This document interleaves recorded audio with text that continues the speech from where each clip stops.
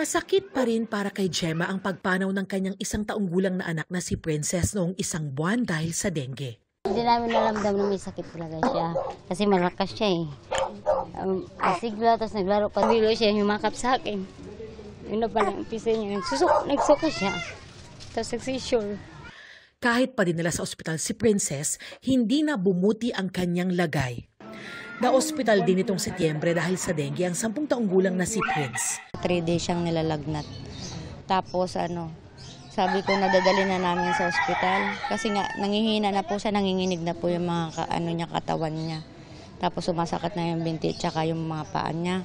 Severe o malala na pala ang dengue ni Prince, sabi ng mga doktor. Bumuti ang pakiramdam niya pagkatapos ng 1 linggo sa ospital. Hindi kaya ng dibdib ko na makita ulit yung ganun na sitwasyon. Sina Gemma at Prince, taga-barangay Batasan Hills, na ayon sa Quezon City LGU ay may pinakamaraming kaso ng dengue sa lungsod ngayong taon. 857 ang nagkasakit sa barangay mula January hanggang November 20. 4 sa kanila ang namatay. Sa buong Quezon City, mahigit 10,000 ang nagka-dengue mula Enero, kabilang ang 44 na nasawi. Pinakamarami sa mga tinamaan, mga batang edad 1 hanggang 10. Ang problema sa Batasan Hills, may mga naiipong tubig na pinamumugaran ng mga lamok. Ang mga ginagawa po namin sa search and destroy, yung pong mga gulong na nasa bubong na tinatamaan ng tubig ulan. So yun po ay tinatanggal namin lahat yun.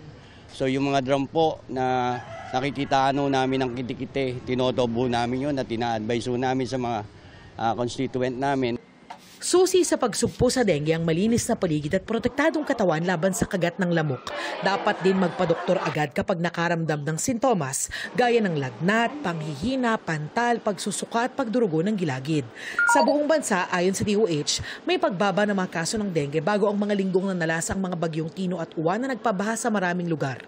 Wala pa tayong datos dun sa mismong mga linggo na nakaraan na si Tino at si Uwan. Kaya patuloy pa rin tayo nagtatala. Wala pa tayong mga reports na nagsitaasan ang ating dengue. Patuloy pa raw nangangalap ng datos ang DOH at nagbabalang huwag maging kampante dahil inaasahan pa rin ang mga ulan hanggang matapos ang taon. Para sa GMA Integrated News, Darlene Kai, nakatutok 24 oras.